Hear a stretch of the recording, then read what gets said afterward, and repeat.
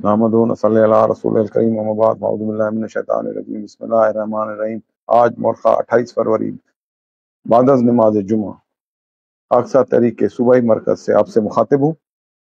जैसा कि हर हफ्ते आपके सामने हाजिर होता हूँ, लेकिन कुछ नागज़ीर वजूहात की बिना पर फेसबुक ने अपनी पॉलिसीज तब्दील की हैं, जिसमें हम ऑनलाइन लाइव नहीं आ सकते, जिसकी वजह से ये प्रोग्राम 2:30 बजे ही रिकॉर्ड किया जा रहा है। लेकिन बाद अज़ा रिकॉर्ड होने के बाद इसकी अपलोडिंग में, इसकी एडिटिंग में कुछ टाइम लगेगा, इसलिए मैंने फेसबुक पर ये मैसेज अभी थोड़ी देर पहले पब्लिश किया है कि कुछ नागुज़ीर वजूहात की बिना पर ये प्रोग्राम लाइव नहीं हो सकता। इसलिए तमाम दुनिया खाकसार और अहले वतन 7 बजे मेरे खिताब को, रिकॉर्डेड खिताब को आप आसानी से सुन सकेंगे।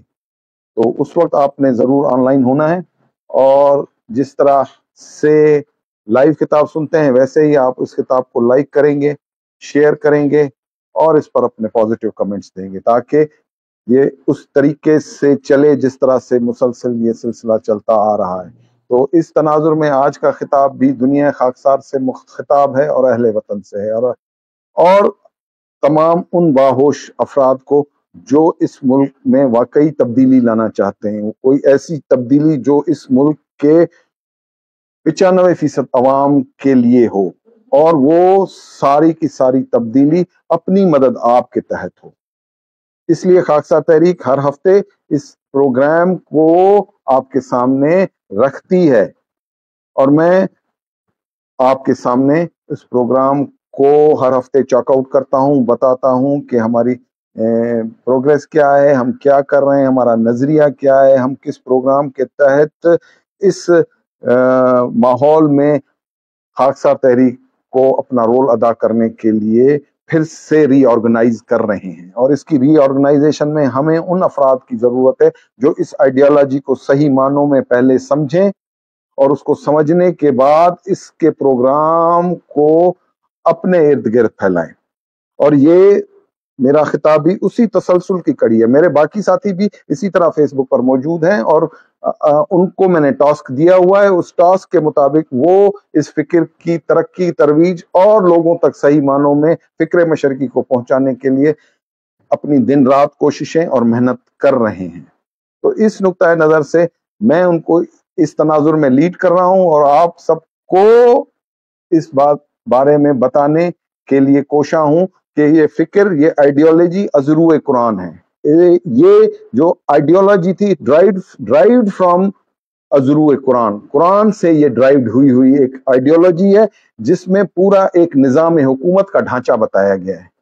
कि इस्लाम सिर्फ इबादत का दीन नहीं है, ये इसको गालिब करने का पूरा प्रोग्राम है, और वो गलबा एक निज़ाम के तहत है। उस निज़ाम को सही मानों में लोगों तक पहुंचाने के लिए हमने एक कोशिश ली है, और आज हम इस नहज पर पहुंच चुके हैं कि हम सही मानों में खाकसार तहरीक के इस प्रोग्राम को आप तक पहुंचाएं। मेरे साथी जो इस वक्त मरकज आला खाकसार तहरीक इचरा लाहौर से जुड़े हुए हैं और इस आइडियोलॉजी पर सही मानों में मेरे हम ख्याल हो चुके हैं, उनको लेकर मैं इस आइडियोलॉजी की तरक्की, तरवीज और इसकी सही मानों में लोगों तक पहुंचाने के लिए एक तबलीगी सिलसिला है, एक तबलीग कर रहे हैं उस आइडियोलॉजी की जो कुरान पाक से अखज़ शुदा है। मैं खून मशरकी हूं, अलामा मशरकी का पोता हूं, और इस वक्त खाकसा तहरीक की भागदौड़ और उसकी जिम्मेदारी मेरे कांधों पर है। और इन सारी चीजों को एज इट इज, जैसे हजरत अल्लामा मशरकी ने इसकी शुरुआत की थी, और शुरू के सालों में उनको भी बहुत रुकावटें हुई, उनको भी परेशानियां लाहक हुई इस फिक्र को लोगों तक पहुंचाने के लिए, उनको ये आइडियोलॉजी समझाने के लिए। लेकिन फिर एक ऐसा दौर भी आया कि ये तहरीक मनोअन जिस तरह पेश की गई थी वैसे ही फैल गई, और उसके फैलते फैलते 40 लाख घराने इस तहरीक के साथ जुड़ गए, और 2 करोड़ लोग, कमोबेश 2 करोड़ लोग इसके साथ फिक्री, नजरियाती और अमली तौर पर इसके साथ जुड़ गए। और उसी आइडियोलॉजी को उस मरकज आला खाकसा तहरीक के तमाम रिकॉर्ड रूम से उठाकर उसको सही तौर पर समझकर आज फिर मैं आपके सामने पेश कर रहा हूं, मेरे साथी आपके सामने पेश कर रहे हैं کہ ہمیں اقتدار کی کوئی لالچ نہیں ہے، ہمیں کوئی اس طرح کی دنیاوی لالچ نہیں ہے. ہم چاہتے ہیں کہ وہ دین کا غلبہ ہو جو رسول خدا صلی اللہ علیہ وسلم نے آج سے 1400 سال پہلے جس کی شروعات مکے کے گلیوں سے کی تھی، اور مکے کی انہی گلیوں میں اللہ کی بات کر کے، اللہ کے دین کی بات کر کے وہ سلسلہ شروع کیا تھا کہ وہ ایمان والے آہستہ آہستہ نبی اللہ صلی اللہ علیہ وسلم کے ساتھ جڑتے چلے گئے، جنہوں نے بعد ازاں ایک عظیم انقلاب برپا کیا، اور ایسے ایسے مجاہد، ایسے ایسے غازی، ایسے ایسے شہید پیدا ہوئے جنہوں نے اپنی جان اور مال، فرزند و زن کو قربان کر کے اس دین کو غالب کرنے کے لیے دن رات لگا دیے. آج بھی یہی کوشش ہے، یہی نظریہ ہے، آج بھی ایسے ہی لوگوں کی ضرورت ہے، ایسے ہی بے لوث جذبوں کی ضرورت ہے کہ جس کو لے کر ہم اس نظریے کی ترقی و ترویج کریں، نہ کہ اپنی کوئی مفادات حاصل کریں، کوئی اپنے مفادات حاصل کر کے لوگوں کے ساتھ جھوٹ بولیں، لوگوں کو دھوکہ دیں. اور اس گندی سیاست کا جو اس وقت مروج ہے، جس کے تحت آج ہر آدمی، پاکستان کا ہر باشعور شخص اس سے دل برداشتہ ہو چکا ہے، اور وہ راہ فرار اختیار کر رہا ہے، لیکن اس کو راہ نہیں مل رہی، کیونکہ وہ پھر بھی گھوم گھام کر اسی سسٹم آف گورننس، یہ جو کرپٹ سسٹم آف گورننس ہے، اس سسٹم آف گورننس کے تحت اسی گندی سیاست کا حصہ بن کر، بیڈ پولیٹکس کا حصہ بن کر پھر اسی چیز کا شکار ہو رہا ہے. بھوک ہے، ننگ ہے، افلاس ہے، تنگ دستی ہے، بیماری ہے، تمام چیزیں ایسی ہیں. یہ بارہا میں باتیں بتا چکا ہوں، لیکن اب اس کے لیے ایک مروجہ نظام جو خاکسار تحریک بیان کر رہی ہے اس کا حصہ بننا پڑے گا. یہ کھلی دعوت ہے. یہ ہر مسلمان کو جو لا الہ الا اللہ محمد رسول اللہ کا کلمہ پڑھ رہا ہے، اس کو دعوت ہے کہ اس دین کو غالب کرنے کے لیے، نہ کہ کسی فرقہ بندی میں، کسی تفرقے میں پڑھ کر اپنے آپ کو ٹکڑے در ٹکڑے کر کے اور ڈیوائیڈ اینڈ رول کے اس فلسفے کی اندھی تقلید کرتے ہوئے ہم اپنے آپ، اپنا شیرازہ بکھیر کر اس دین کے غلبے کا پروگرام بھول جائیں، اور صرف اپنی انفرادی عبادات کے ذریعے اس جنت کو جیتنے کا سوچیں جس کا وعدہ اللہ نے کیا ہے. لیکن وہ وعدے اللہ کے اس دین کو غالب کرنے سے وابستہ ہیں. اس لیے ضروری چیز ہے کہ ہم کلیکٹیولی، ہم اجتماعی طور پر اس نظریے پر اس روح کے ساتھ، اس جذبے کے ساتھ کام کریں، تاکہ ہمیں ہماری منزل مل سکے، اللہ ہمارا ہم سے خوش ہو سکے کہ جو پروگرام، جو حکمت عملی میں نے قرآن میں جس دین کو غالب کرنے کے لیے سمجھائی تھی، بتائی تھی، اس پر یہ قوم چل رہی ہے. آج ہم بالکل بکھر چکے ہیں، ہم تفرقوں میں بٹ چکے ہیں، ہم اپنے اپنے فرقوں کی بڑھوتی کر رہے ہیں، نہ کہ اس دین کے لیے کوئی کام ایسا کر رہے ہیں جس سے ہمارا اللہ ہم سے خوش ہو. ورنہ ہم مغلوب نہ ہوتے، ہم موت کا شکار نہ ہوتے، ہم زوال کی صورت نہ دیکھ رہے ہوتے، نہ ہم پر کوئی غاصب آ کر قبضہ کرتا ہمارے وسائل پر، ہماری ساری املاک پر، ہماری پوری اس ماحول کو، ہمارے اس ماحول کو کس طرح سے انہوں نے بدل دیا، یہ آپ کے سامنے. کیا ہم بطور مسلمان اس نظام حکومت کو جو اس وقت رائج الوقت ہے، جس پر ہم اپنا سارا نظام چلا رہے ہیں، کیا اس سے ہمارے حقوق مل رہے ہیں؟ کیا اللہ کا وہ دین غالب ہونے کا کوئی راستہ نکل رہا ہے جس کے لیے نبی اللہ صلی اللہ علیہ وسلم نے اپنی جی جان لگا دی، اپنے فرزند و زن قربان کر دی، اپنی نسل قربان کر دی؟ ایکسپلائٹیشن کی حد ہے کہ ہم ان کا نام استعمال کر کے اپنے بت بنا رہے ہیں، اپنے قبلے رخ کر کے لوگوں کو، ان کو اپنے طرف لگا رہے ہیں، اس اللہ کی طرف ان کو راغب نہیں کر رہے، اس دین کی طرف راغب نہیں کر رہے جس نے اس رستے کو چھوڑا، اس نظریے کو چھوڑا، اس دین کو چھوڑا، اس کو اللہ آخرت میں قبول نہیں کرے گا. اور ہم آج اس رستے پر چل رہے ہیں کہ وہ دین صحیح معنوں میں ہمیں انٹرپریٹیٹ ہو کر ملا ہی نہیں، جس پر ہم چل کر اللہ کو اور اللہ کے اس نظریے کو غالب کریں، اللہ کے دین کو غالب کریں، اور ایک مٹھی بن کر، ایک نظریے پر، ایک آئیڈیالوجی پر چل کر اللہ کے اور اللہ کے رسول کی خوشنودی حاصل کریں، تاکہ آخرت میں وہ ہمیں قبول کریں. تذکرہ میں وہ بیان آج بھی موجود ہے جس میں علامہ مشرقی رحمۃ اللہ علیہ نے لکھا کہ تم ان اپنی 1.5 انچ کی ڈیڑھ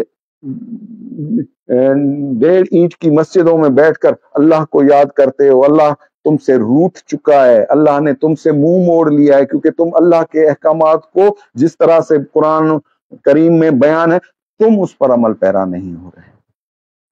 تمہاری سوچیں بکھر چکی ہیں، تمہارا عمل ختم ہو چکا ہے، تم انفرادی طور پر اللہ کو، ذاتی طور پر اللہ کو خوش کرنے کی کوشش میں لگے ہوئے ہو، لیکن اللہ چاہتا ہے کہ تم اس دنیا میں بھی سرخرو ہو اور آخرت میں بھی سرخرو ہو، اور اس سرخرو ہونے کا اس پروگرام کو جب تم نے بھلایا تو پھر اللہ نے بھی تم سے منہ موڑ لیا، تمہاری دعائیں قبول نہیں ہوتی، تم نے فلسطین کے لیے دعائیں مانگی، تم نے کشمیر کے لیے دعائیں مانگی، تم نے عالم اسلام کے غلبے کے لیے دعائیں مانگی، وہ دعائیں کیوں نہیں قبول ہو رہی؟ اس دعاؤں کے ساتھ اس عمل کا جڑنا، متحد العمل ہو کر اس عمل کے ساتھ جڑنے کا فلسفہ بھی موجود ہے، جس پر اگر ہم نے عمل نہ کیا تو پھر یہ دعائیں، صرف ہماری دعائیں ہمیں اس مصیبت سے چھٹکارا حاصل نہیں کر سکتی۔ دنیا کس ترقی پر جا رہی ہے، کس طرح سے انہوں نے اس دنیا کو اپنے لپیٹے میں لے لیا ہے، مسلمان عالم پریشانی کے عالم میں ہیں، فلسطین میں کیا ہو رہا ہے، کشمیر میں کیا ہو رہا ہے، جہاں پر خانہ جنگیاں لگی ہوئی ہیں وہاں مسلمانوں کا قتل عام اپنوں ہی کے ہاتھوں ہو رہا ہے۔ یہ دین تھا، یہ نظریہ تھا، یہ فلسفی تھی؟ آج اس دین کے خلاف وہ متحد ہو کر ایسے ایسے وبال پیدا کر رہے ہیں، ایسی ایسی بے یقینیاں پیدا کر رہے ہیں کہ آج ہماری نسل بھی دین اسلام سے متنافر ہو کر مسجدوں سے دور بھاگ رہی ہے، اللہ کے بلاوے پر کان دینے کے بجائے اپنے دنیاوی کاموں میں مشغول ہے، اور اس کی وجہ سے جو پکڑ آ رہی ہے قوم کے اوپر اس سے ناشناس ہے۔ اور اسی چیز کو سامنے رکھتے ہوئے خاکسار تحریک نے اس وقت بھی جدوجہد کی تھی اور آج بھی اسی جدوجہد کے ساتھ کھڑی ہے۔ 34 ذیلدار شورا لاہور جو کبھی ادارہ عالیہ ہندیہ تھا آج ادارہ عالیہ پاکستان، اس پروگرام کو لے کر پھر آپ کے سامنے موجود ہے۔ اس کے نظریے کو بھی ڈاما ڈول کرنے کے لیے بھی، اس کو بھی ڈیٹیکٹ کرنے کے لیے مختلف عوامل کام کر رہے ہیں اور آج بھی برسر پیکار ہے، لیکن مرکز اپنی آئیڈیالوجی کے ساتھ سنسیئر ہے، مرکز اپنی آئیڈیالوجی کے ساتھ سچا ہے، اور اس میں بیٹھی ہوئی قیادت اس نظریے کے ساتھ جڑی ہوئی ہے، وہ نہ کسی لالچ میں ہے نہ کسی دنیاوی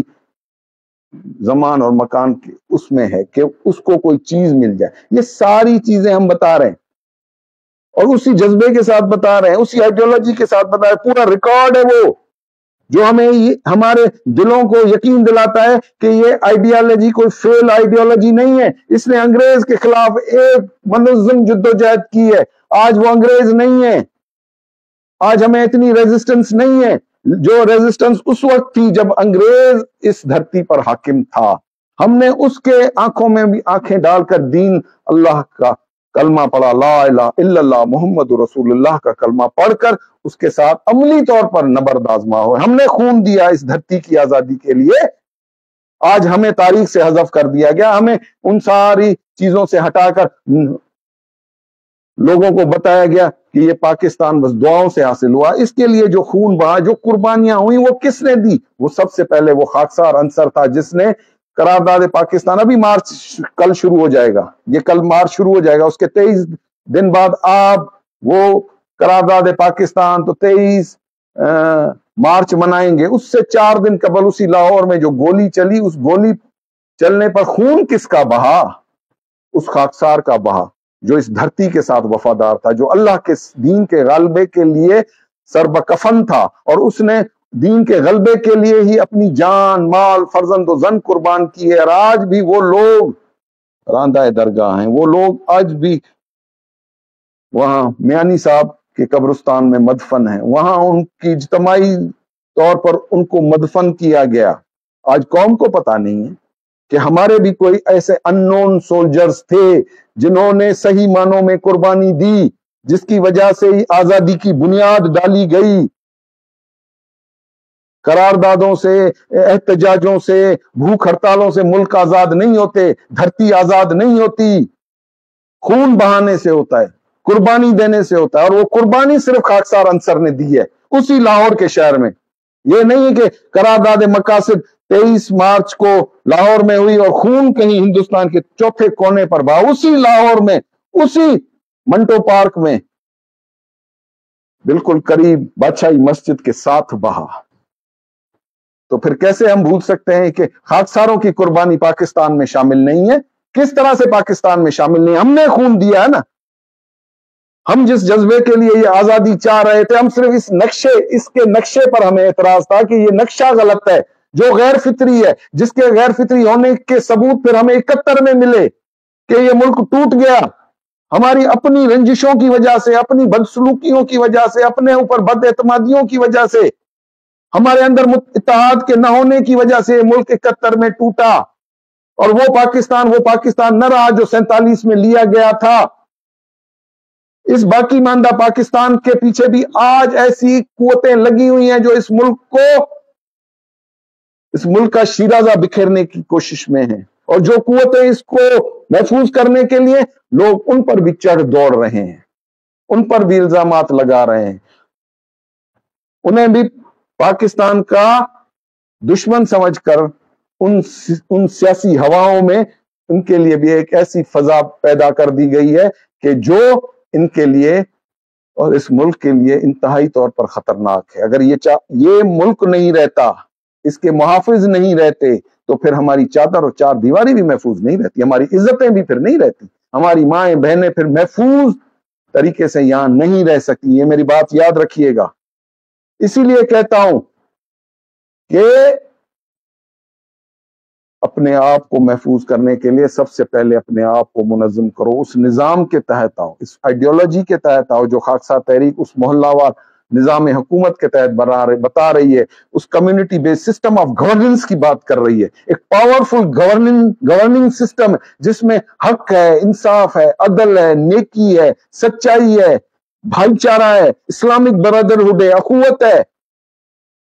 और अपने आप जुड़कर अपने मसाइल को अपनी मदद आप से हल करने की पूरी सलाहियत है। हम कुछ नहीं कहते,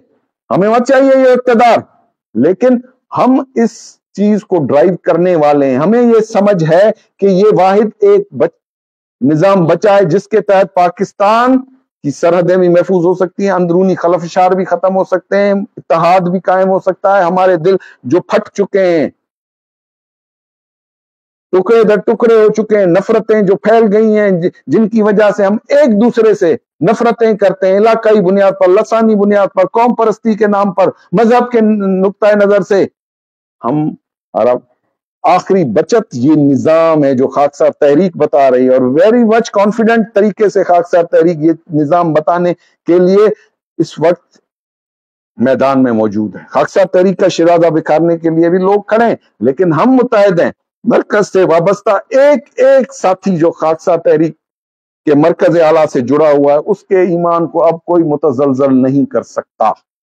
बेशक इसीलिए उनको वरगलाना,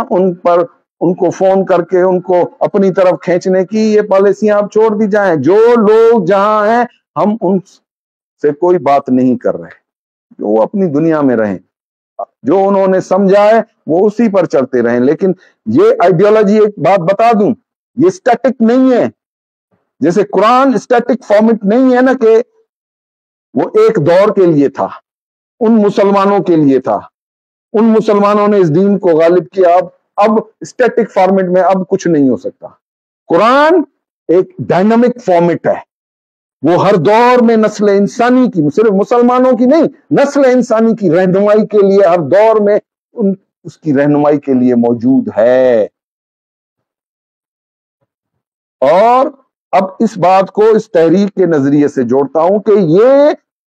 आइडियोलॉजी, ये खाकसार तहरीक, इसका दस्तूरुल अमल, इसका प्रोग्राम, इसका नजरिया सारा का सारा उस डायनामिक आइडियोलॉजी के साथ जुड़ा हुआ है। इसीलिए यह भी कोई स्टैटिक नहीं है, इसमें डायनामिक चेंजेस आ सकती हैं। क्यों? कि खाकसार तहरीक को अपनी मंजिल अजीज है, वो मंजिल है दीन इस्लाम का गलबा। ठीक फरमा रहे हैं। इस चीज को सामने रखते हुए हमने ये चीज رکھیے کہ اصل مقصدیت کیا ہے. مقصدیت کیا وردی پہننا ہے؟ مقصدیت کیا بیلچہ اٹھانا ہے؟ مقصدیت کیا یہ نشان پہننا ہے؟ Not at all. یہ تو ہمیں ایک جگہ متحد العمل بن کر رہنے کا ایک درس ہے کہ ہم عسکری قوت ہیں، ہم مل کر اس نظریے کو عملی جامہ پہنانے کے لیے یہ ساری لوازمات ہیں، لیکن اصل منزل، اصل آئیڈیالوجی وہ دین اسلام کا غلبہ ہے. لوگوں کو جوڑنا ہے اور جوڑ کر اس عالمی غلبے کی طرف لوگوں کو مائل کرنا ہے.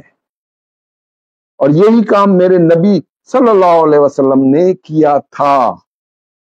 مکے سے شروع کیا، مدینے پہنچے، مدینے میں ایک ریاست کی بنیاد ڈالی اور اس ریاست میں اس آئیڈیالوجی کی ترقی اور ترویج پر کام کیا اس قرآنک فلسفی کے تحت. اور اس قرآنک فلسفی کو لے کر جب نبی کے ساتھی نکلے تو پھر 22 لاکھ مربع میل تک پھیل گئے. اور ان کے پھیلنے سے آج ہم ان خطوں میں مسلمان ہیں. ہم کوئی نسلاً مسلمان نہیں تھے. ہمارے پیچھے ہم جہاں رہ رہے تھے ہمیں پیغام دیا گیا اور ہمارے دلوں نے اس پیغام کو سمجھ کر اس پر کلمہ پڑھا تو وہ پیغام ادھر سے چلا تھا، لیکن اس صورت میں چلا تھا جب سب متحد تھے، متحد العمل تھے، باکردار تھے. اور وہی روح پھر سے جگانے کے لیے مشرقی رحمت اللہ علیہ نے ایک کوشش کی، ایک کاوش کی اور اس تحریک کو ایک نظریہ دیا، ایک آئیڈیالوجی دی، ایک دستور العمل دیا. وہ آئیڈیالوجی اس تذکرہ میں انہوں نے پیشتر لکھی اور وہ آئیڈیالوجی قرآن سے لکھی گئی، 32 سال کی عمر میں لکھی گئی، جس کو 75 سال کی عمر میں بھی مشرقی رحمت اللہ علیہ نے پڑھ کر کہا کہ مجھے اس میں ایک لفظ تبدیل کرنے کی ضرورت محسوس نہیں ہوئی، جو میں نے لکھا وہ لکھایا گیا. اور میں نے اللہ کا خوف اپنے وجود میں محسوس کر کے قلم اٹھایا اور اس خوف کو میں نے ہر وقت اپنے اوپر طاری رکھا کہ مجھ سے کوئی چیز غلط نہ لکھی جائے، کہ ایسے نہ ہو کہ کوئی فرقہ قائم ہو جائے ایک نظریہ کے تحت. اس چیز کو میں نے اس ماحول کو محسوس کر کے اپنے اندر ایک وجدانی کیفیت میں لکھا،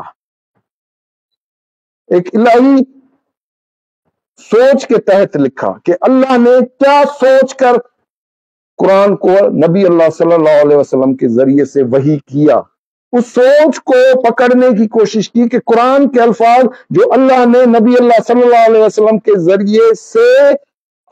دنیا کے سامنے لائے، ان الفاظ میں اللہ کی سوچ کیا تھی، وہ چاہتے کیا تھا، اللہ چاہتا کیا تھا. اور پھر اس نے اس نبی کی بھی اس طرح سے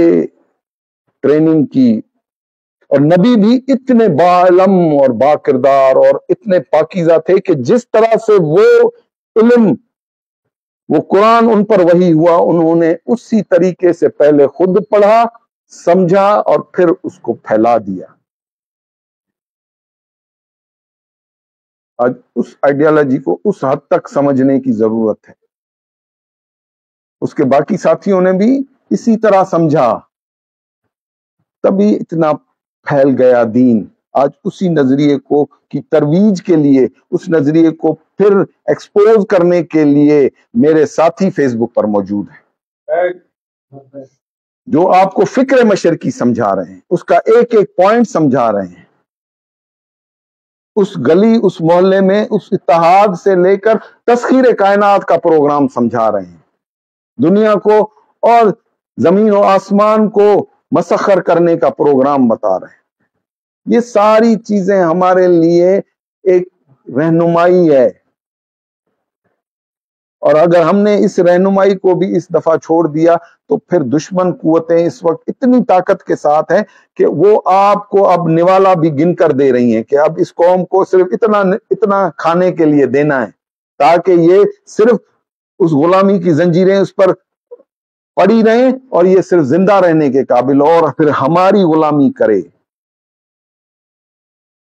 تم مسلمان ماں کے پیٹ سے بادشاہ پیدا ہوئے تھے، آج غلامی میں ہو، تو پھر یہ جو اس وقت دین اسلام کے نام پر جو چیزیں رائج العمل ہیں، جس کی تم اندھی تقلید کر رہے ہو، وہ کیا وہ دین ہے؟ وہ دین تو غالب ہونے کے لیے تھا، وہ غالب نہیں ہے تو پھر تم کسی اور مشغلے میں ہو،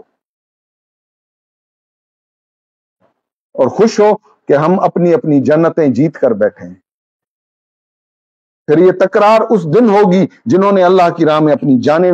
قربان کر دی، اپنے گھر بار چھوڑ دے، بیوی بچے چھوڑ دیے، نظریہ اپنا تمام املاک جائیدادیں چھوڑ کر اللہ کے راستے پر ان جنگل بیابانوں کو لتاڑتے ہوئے اس دین کا، اسلام کا جھنڈا لے کر دنیا کے آخری کونے تک لا الہ الا اللہ محمد رسول اللہ کا پیغام پہنچایا۔ ہم یہاں اپنے گھروں میں بیٹھ کر یا چند قدم مسجد میں جا کر ہم سمجھتے ہیں کہ ہم نے جنت جیت لی۔ اٹس ویری مچ رانگ فلسفی۔ اگر ہم اپنے حالات نہیں سدھار سکتے، اپنی زندگیوں کو از خود اپنی مدد آپ کے تحت بدل نہیں سکتے، تو پھر یاد رکھنا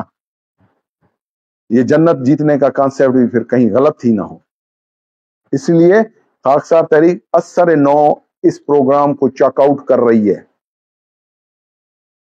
اور سب کو دعوت عمل ہے۔ پھر کوئی سنتا ہے نہیں سنتا، کوئی چلتا ہے نہیں چلتا، یہ اللہ جانے، وہ بندہ جانے۔ لیکن مرکز اپنی ڈیوٹی، مرکز میں بیٹھی ہوئی قیادت اور مرکز کے ساتھ جڑے ہوئے ساتھی اپنی ڈیوٹیاں ادا کر رہے ہیں۔ پھر قوم سنتی ہے یا نہیں سنتی، چلتی ہے یا نہیں چلتی، وہ اس پر ہے، اس کے عمل پر ہے۔ اور ایسی کئی قومیں قرآن میں موجود ہیں جن کی مثالیں، جنہوں نے اللہ کے دین سے منہ موڑا، حق سے منہ موڑا، تو وہ نیست و نابود ہو گئیں۔ آج ان کے قصے پڑھ کر ہمارے جسم کے روئیں بھی کھڑے ہو جاتے ہیں، خوف و دہشت ہمارے اوپر طاری ہو سکے۔ اللہ کا عذاب ایسے بھی قوموں پر نازل ہوا ہے۔ آج جو عذاب ہے وہ بھوک کا ہے، ننگ کا ہے، اپنی عزتوں کے لٹ جانے کے خوف کا ماحول بن چکا ہے ہمارے لیے۔ یہ بھی کوئی عذاب سے کم نہیں ہے کہ ہم اپنے گھروں میں محفوظ نہیں ہیں، ہماری عزتیں محفوظ نہیں ہیں، ہم اپنی ہی دھرتی کے دشمن بن کر اس دھرتی کے خلاف سازشیں کر کے اپنی ہی در و دیوار کو کچا کر رہے ہیں، تاکہ دشمن آئے اور ہمیں نیست و نابود کر کے چلا جائے، اور پھر ہم کچھ کر سکنے کے قابل نہ ہو، صرف یہ کریں کہ اللہ ان پر قہر ڈال، اللہ ان کو موت کے منہ میں رکھ۔ تو اللہ ان قوموں کی نہیں سنتا جو اپنی آپ اپنا عمل بھول جاتی ہیں، اور یہ عمل بھول جانا ہی ہے کہ ہم نے ہر چیز صرف اللہ پر چھوڑ دی۔ اللہ نے ہمیں پیدا کیا اپنے اعمالوں کو بنیاد بنا کر، ہم نے اللہ کو نتائج دینے، اسی نتائج کی بنیاد پر ہمارا آخرت میں فیصلہ ہونا ہے۔ اگر ہم نتائج ہی نہیں دیتے اور صرف فرما بردار غلام کی طرح صرف اللہ کی تعریف میں لگے رہتے ہیں، تو اللہ کو تعریفوں کی ضرورت نہیں ہے، اس کی حمد و ثنا کرتے ہیں۔ وہ لائق ہے، اتنا لائق ہے، اتنا لائق ہے، اتنا اونچا ہے، اور اتنی بڑی اس کی شان ہے کہ اس کو ہماری دعاؤں کی یا ہماری ان تمام چیزوں کی ضرورت ہی نہیں ہے کہ ہم اس کی حمد و ثنا کریں۔ اس کی حمد و ثنا کل کائنات کر رہی ہے، اس نبی کی حمد و ثنا کل کائنات کر رہی ہے، کائنات کا چپا چپا کر رہا ہے۔ لیکن جو ہم پر ڈیوٹی اس اللہ نے اور ان نبی پاک ذات نے، محمد مصطفیٰ صلی اللہ علیہ وسلم نے، جو عذرو قرآن مسلمان ہونے کے ناطے ہم پر لگا کر گئے، کیا ہم اس ڈیوٹی کو پورا کر رہے ہیں؟ اس کے دین کو جس طرح انہوں نے اپنی جان کو تکلیف دے کر اس دین کو غالب کرنے کے لیے سب کچھ لٹا دیا، کیا ہمارا اس میں کتنا کنٹریبیوشن ہے؟ ہم اس کو کتنا کنٹریبیوٹ کرتے ہیں؟ یا صرف نبی اللہ کی بھی حمد و ثنا کر کے ہم کہیں کہ ہم نبی کے لیے ہم نے تو بڑی حمدیں پڑھی، ہم نے تو ان کی حمد و ثنا کی، اس میں ہم نبی ہمارے ہو جائیں گے؟ تو نبی ان کے کسی کے بھی نہیں ہوں گے جب تک نبی اللہ کے بتائے ہوئے اس پروگرام پر ہم صحیح معنوں میں چل کر اس دین کے غلبے کے لیے اپنی جان، مال، فرزند و زن کو میدان عمل میں نہیں لاتے۔ That's why خاکسار تحریک stands for۔ میں خون مشرقی ہوں، دوسری دفعہ آپ سے کہہ رہا ہوں، this is our last chance for this nation کہ وہ اپنے قدموں پر کھڑی ہو جائے، ورنہ پھر موت مقدر ہے۔ وآخر دعوانا الحمدللہ رب العالمین۔